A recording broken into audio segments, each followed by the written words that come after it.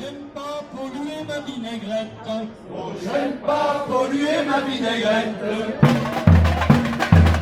Champ d'action, un podcast de la Confédération paysanne.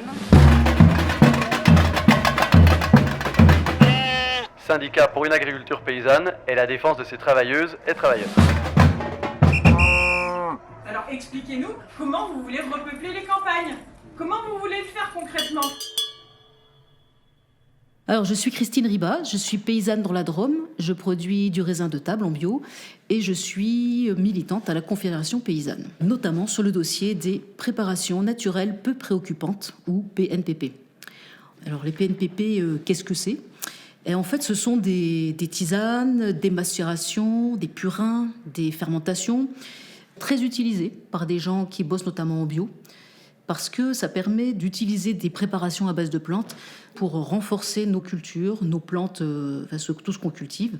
Et donc, on a des plantes qui sont beaucoup plus fortes pour résister à toutes les attaques des parasites, des champignons, d'insectes, etc. Alors, le souci avec tout ça, c'est qu'en fait, on se heurte à des réglementations qui nous sont imposées. Alors, je pense que si dans la société, on connaissait exactement ce à quoi on se heurte, ça ferait à la fois rire et ça mettrait en colère. Lorsqu'on dit qu'on ne peut pas utiliser sans autorisation une tisane de consoude, parce qu'on n'a pas encore étudié les risques que ça peut avoir sur l'environnement ou sur la santé, ça paraît complètement dérisoire. Et pourtant, ça fait des années qu'à la conf, on se bagarre là-dessus juste pour pouvoir utiliser des tisanes. Alors, ce qui se passe, c'est que dans la réalité, il y a plein de paysans et paysannes qui les utilisent parce qu'on sait que ça fonctionne et qu'on est dans le vrai, on est dans le légitime. Donc, c'est une autre façon de raisonner, une autre façon de procéder sur nos fermes. On n'arrive pas avec des recettes et des produits tout faits comme ça. On peut en acheter parce qu'il y a des producteurs qui en font pour les autres, pour ceux qui n'ont peut-être pas le temps, pas l'énergie, etc. Mais après, ce qui est intéressant, c'est que chacun utilise ses préparations chez lui et ensuite fasse les ajustements qui conviennent à son territoire, à son climat, etc. Et vraiment, ça fonctionne.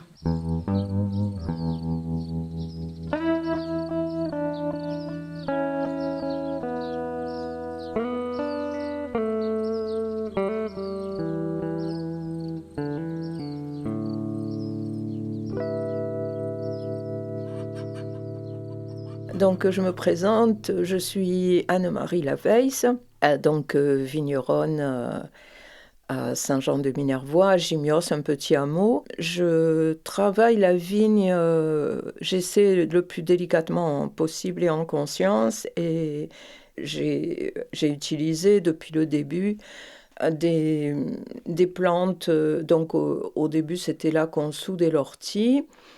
Et puis j'utilisais la prêle, mais ces plantes-là ne fonctionnaient pas sur la vigne. Je n'avais pas de résultat par rapport à l'oïdium, que tout le monde connaît, ce coquin champignon qui ravage les vignes. Et puis un jour pendant l'hiver, en étant en train de tailler, je me suis dit, je vais me servir des plantes locales qui sont autour de mes vignes.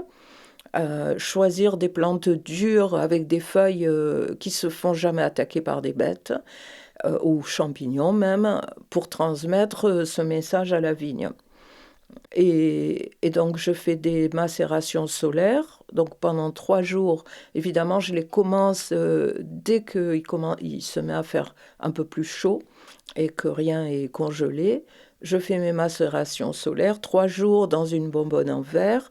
Donc des plantes environ, je prends 200-250 grammes de plantes fraîches que je découpe et je les plonge dans l'eau, qui est évidemment de l'eau de pluie, puisque je recueille toutes les eaux de pluie des toitures.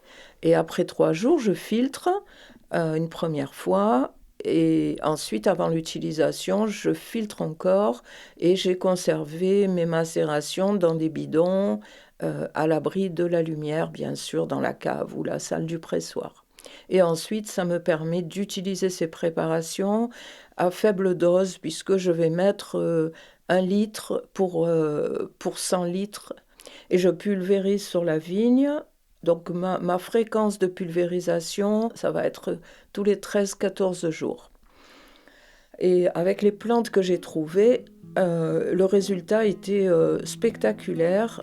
L'oïdium a été guéri et je n'en ai plus retrouvé, avec une très belle récolte. Des fois, quelques grappes par des endroits où il y a une petite goutte d'eau, où il peut y avoir un peu d'oïdium qui vient quand même, mais c'était minoritaire, ça devait être peut-être 2% de la récolte. Donc, belle récolte et puis belle vinification aussi.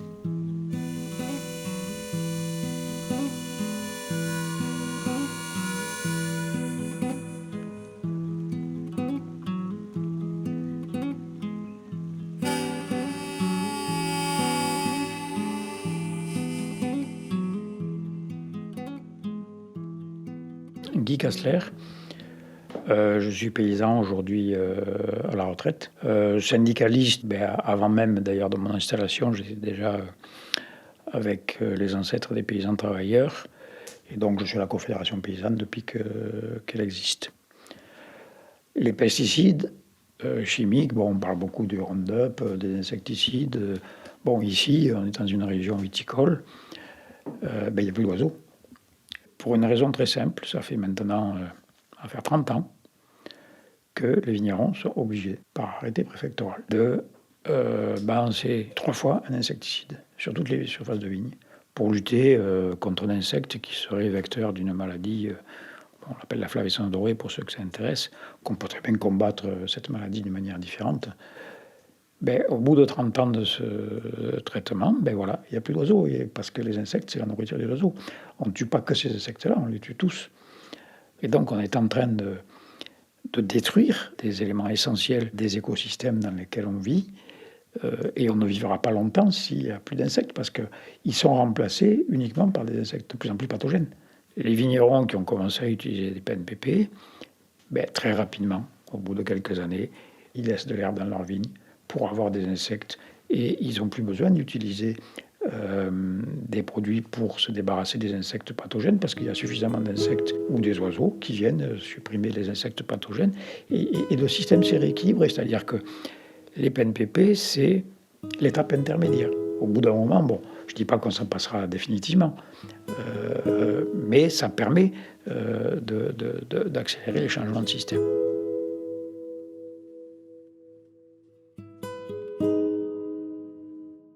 Alors la raison pour laquelle j'ai choisi les plantes, c'est que depuis toujours, je suis en admiration devant le monde végétal.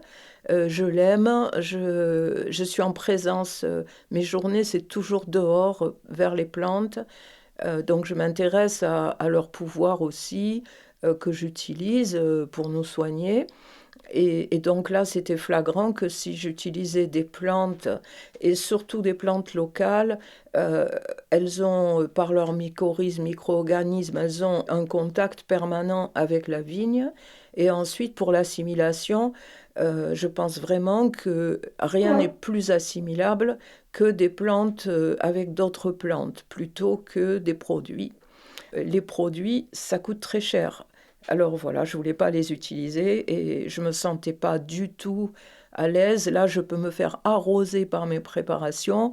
Quand je pulvérise, ça sent bon, je me sens vraiment dans mon élément et je pense que la vigne aussi. Et je trouve que ça fait du bien à toute la nature et à moi-même aussi. Je me sens en harmonie quand je fais ça. Tandis que dans une vigne traitée, déjà, il n'y a pas cette vie-là, il n'y a pas de plantes, et en plus, c'est même un peu dangereux de cueillir quoi que ce soit, et je m'asserai pas je prendrai pas un thé ou un casse-croûte dans une vigne traitée, voilà.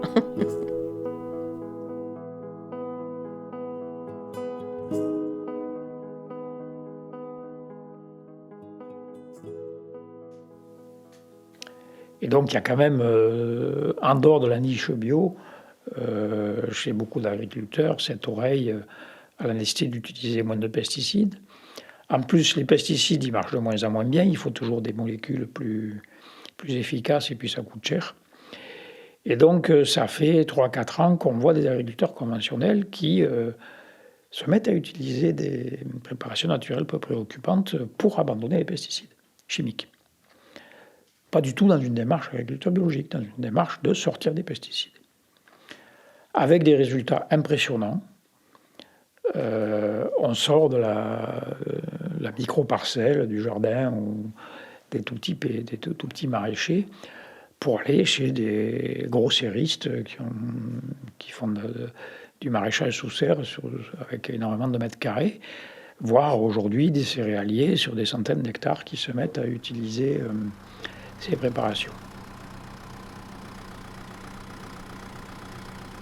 Je m'appelle Philippe Houdan, je suis agriculteur dans le nord châtillonnais, le nord Côte d'Or, dans le Châtillonnais. On est en grande culture et avec un petit peu d'animaux, donc on est sur 400 hectares, 300 hectares de culture et le restant pour les moutons avec 200 mères brebis. Et depuis 2013, on a pratiqué les macérations sur la totalité de la ferme. On a arrêté les fongicides insecticides grâce à ça. Et on a eu que des bons résultats, bien sûr, résultats visuels et économiques. Comment que ça se passe chez nous pour faire des essais? Donc on laisse toujours une bande témoin. Donc cette bande témoin, on fait rien dessus, on met pas de macération ni fongicide. Ensuite, juste à côté, on fait une bande avec macération, par exemple, et une bande encore à côté, juste à côté, pour avoir des sols très réguliers, on fait une bande fongicide. Et à la moisson, on récolte ces 3 bandes différemment. On vide le grain dans un caisson et on va le peser. Et ça nous donne un rendement. Je peux prendre l'exemple du premier essai qu'on avait fait en 2011 sur du blé. Le témoin, on faisait 71 quintaux. La bande où on a mis la macération, on faisait 82 quintaux. Et la bande où on a mis le fongicide, on faisait 81 quintaux. Donc on peut dire que fongicide, macération, c'était le même rendement. 2012, on a continué à faire nos essais comme ça. 2013, on a retrouvé les mêmes résultats. Autant on faisait le même rendement en macération que en fongicide. On faisait toujours plus que le témoin. Et à partir de là, en 2013, on a fait l'inverse. On a généralisé les macérations. Et là, on laissait une place, juste une petite place avec les fongicides. Et là, on mesurait si c'était le même rendement. On a retrouvé la même chose en 2013 et en 2014. Et à partir de 2014, on a généralisé, on a arrêté les essais et on en a mis partout des macérations. Alors, sur la réglementation, on sait la consoude, ça on sait qu'on n'a pas le droit. On n'est pas autorisé, on va dire, parce que pas le droit, il faut arrêter, quoi. Un peu de liberté quand même. Nous, la consoude, on la consomme. On la met sur une poêle avec un petit peu d'huile d'olive. On appelle ça la sole végétale. C'est extrêmement bon. Bon, ça va, je me sens bien. J'ai la forme. C'est pas un poison, loin de là. Bien au contraire. Et puis tout le reste, citronnelle de Java, bizarrement, tu as le droit d'en mettre sur la peau quand tu vas à l'étranger pour pas te faire piquer par éventuellement les moustiques ou les insectes qui t'embêteraient. Et bizarrement, tu n'as pas le droit de mettre sur une plante. Ça, c'est un truc qu'il faut quand même expliquer quand même. Parce que tu as le droit de mettre directement sur ta peau, mais tu n'as pas le droit de l'utiliser sur une plante qui pourrait éventuellement... voilà. La réglementation, ce qui serait bien, c'est quand on ait une autorisation la plus simple possible. Ce qui avait été évoqué l'autre fois, j'ai trouvé ça judicieux. En fait, tout ce que peut ingérer l'homme ou l'animal est autorisé sur une plante. Ça serait d'une simplicité. Soyons simples, soyons logiques. Il faut qu'on ramène le bon sens, comme dirait l'autre. Et ça, c'est quand même dur.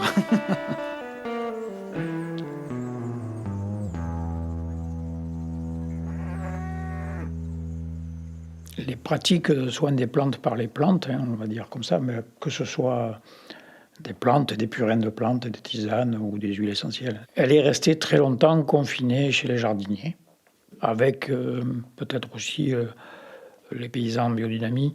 Donc c'était une pratique un peu marginale, mais qui était tolérée jusqu'au jour, au début des années 2000, où le gouvernement a décidé d'interdire la commercialisation du purin d'ortie. Il n'interdisait pas l'utilisation, mais il interdisait la commercialisation. Mais bon, le gouvernement a décidé que c'était un produit, alors il appelle ça phytopharmaceutique, exactement comme les pesticides chimiques, et que donc il fallait les évaluer, qu'il y ait des normes. Il faut que, pour avoir une autorisation de mise sur le marché, qu'un produit soit d'abord tout le temps le même. Quand vous ramassez de l'ortie, si vous le ramassez au printemps ou à l'automne, c'est pas tout le temps le même. La composition chimique, elle varie d'une région à l'autre, suivant la météo, et d'un mois à l'autre. Donc là, impossible. Et il fallait que ça ait une action déterminée pour telle ou telle maladie, tel ou tel parasite. Or là, on a affaire à... Aujourd'hui, ils appellent ça des biostimulants, des plantes qui ne sont pas là pour tuer un parasite, mais pour stimuler la vitalité de la plante et sa capacité à se défendre elle-même contre des pathogènes ou des agressions ou des stress climatiques ou la grêle. Et donc, voilà, c'était impossible de les commercialiser parce que c'était impossible de dire à quoi ça servait précisément et impossible d'avoir tout le temps le même produit avec la même composition chimique tout au long de l'année. C'est pas comme un vermifuge qui tue tel ver, un insecticide qui tue tel insecte. La même préparation, elle va servir pour des choses complètement différentes suivant les agriculteurs, le lieu où on l'utilise, le climat, la nature des sols, l'écosystème, le système agraire de chaque agriculteur. Et par rapport aux mêmes problèmes, moi je connais bien la vigne par exemple, que ce soit l'oïdium, que ce soit le bidiou, les agriculteurs n'utilisent pas tous les mêmes préparations. Chacun trouve sa recette. Et les mêmes plantes, certains les font uniquement en tisane, d'autres les font fermenter 24 heures, d'autres plus longtemps. Et chacun fait sa sauce qui est adaptée à son terroir. Et donc ça, c'est pas possible de le faire entrer dans un carcan réglementaire. Nous, ça fait des années et des années et des années qu'on fait des tests chez nous. Et c'est comme ça qu'on se rend compte de la possibilité qu'on peut faire ou pas faire, quoi. C'est ça. Nous, on a énormément de résultats d'essais chez nous, quoi. Mais on les a fait chez nous, on les a récoltés nous-mêmes. On n'a pas pris un organisme pour le faire, on le fait nous-mêmes. L'autonomie, quand on regarde une exploitation classique, je dirais, il achète son engrais, il achète son machin, il a un comptable, il ne sait plus compter. On y dit quand investir, quoi investir pratiquement. On y dit tout. Il y a un moment, stop, il faut arrêter là. Hein. Donc dès qu'on retrouve de l'autonomie, on prend nos décisions, on sait ce qu'on fait, on sait ce qu'on met. Bizarrement, les comptes y vont mieux, c'est un truc de fou. Voilà, quoi, c'est d'une évidence même, quoi, je veux dire. Voilà, donc il est essentiel que l'agriculteur garde ça, garde le droit de fabriquer ses macérations, c'est essentiel. On nous a déjà spoliés sur les semences, donc on va pas se laisser faire pour les macérations, quoi, je veux dire, voilà, quoi. Et donc, depuis, ça a été une très longue démarche et très rapidement, s'est créée une association qui s'est appelée Association pour la promotion des préparations naturelles peu préoccupantes, qui regroupait beaucoup de paysans bio, beaucoup d'associations de jardiniers et la Confédération paysanne depuis le début a décidé de s'y investir parce que, de manière très claire, on sentait bien qu'on ne pouvait pas sortir des pesticides sans avoir aucun outil pour continuer à avoir des plantes saines et pouvoir les amener sur le marché. Alors, dès 2006, si j'ai bon souvenir, c'était le début de la guerre de l'ortie, le Parlement a voté une loi en disant que les préparations naturelles ne sont pas des produits phytopharmaceutiques, ne sont pas des pesticides. Et que donc, il n'y a pas de raison de leur appliquer cette réglementation. Mais depuis 2006, on est aujourd'hui en 2021, en permanence, le gouvernement a cherché à leur appliquer les réglementations des pesticides. Alors, les arguments de l'administration, sécurité sanitaire, pas de danger, pas la moindre substance chimique, bactériologique, microbienne qui puisse générer de maladies. Ils ne voulaient absolument pas qu'on fasse de produits fermentés au début parce que c'est plein de microbes, ça va dans tous les sens, on ne sait pas combien de temps. On fait beaucoup de préparations fermentées. La choucroute, c'est de la fermentation du chou. Si vous ratez votre fermentation, vous pouvez vous empoisonner. C'est pas pour ça qu'on a interdit la choucroute.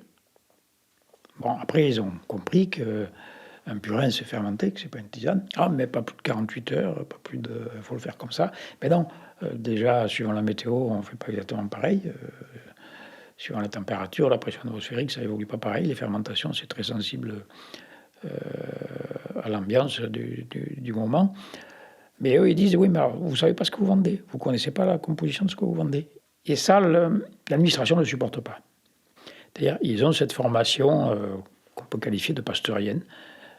Dès qu'il y a un microbe, il faut le tuer. Et bien, même ça, aujourd'hui, on nous dit, les plantes à usage alimentaire, elles peuvent être dangereuses. Alors nous, on peut les manger, mais on ne peut pas les mettre sur nos légumes qu'on vend sur le marché. C'est parce qu'il y a ce besoin de contrôler, qu'il y ait tout le temps le même produit, qu'il n'y ait rien de dangereux dedans. Ils ont peur de la vie.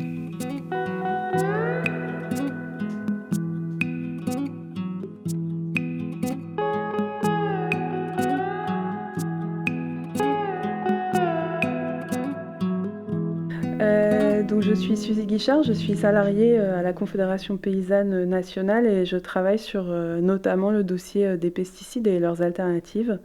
Donc du coup, les préparations naturelles peu préoccupantes, elles ont une définition établie au niveau français très claire.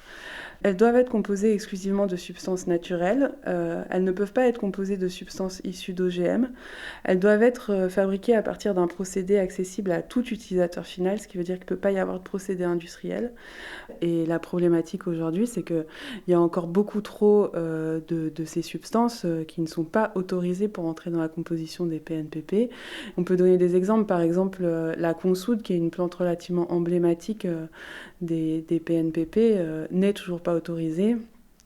Du coup, pour ça, la Confédération paysanne, elle s'est mobilisée assez fortement, notamment en 2018, dans le cadre de la loi EGalim, pour faire en sorte, pour demander à ce que soit inscrit dans la législation que toutes les plantes déjà consommées dans l'alimentation humaine et animale soient autorisées. Et une fois qu'elles sont autorisées, de fait, elles peuvent entrer dans la composition des PNPP. Sur ce point, ça a été, entre guillemets, une victoire en demi-teinte, parce qu'il y a bien quelque chose qui est inscrit dans la loi EGalim, mais quelque chose qui dit que les plantes consommées dans l'alimentation humaine et animale bénéficient d'une autorisation simplifiée, sans préciser évidemment de quoi il s'agit. Donc ça, c'est un point. Ceci étant dit, il reste des points de désaccord dans ce projet de texte qui est toujours en projet, qui en début 2021 a été notifié à la Commission européenne et du coup qui s'il est pris, sera pris plutôt à la fin du premier semestre 2021.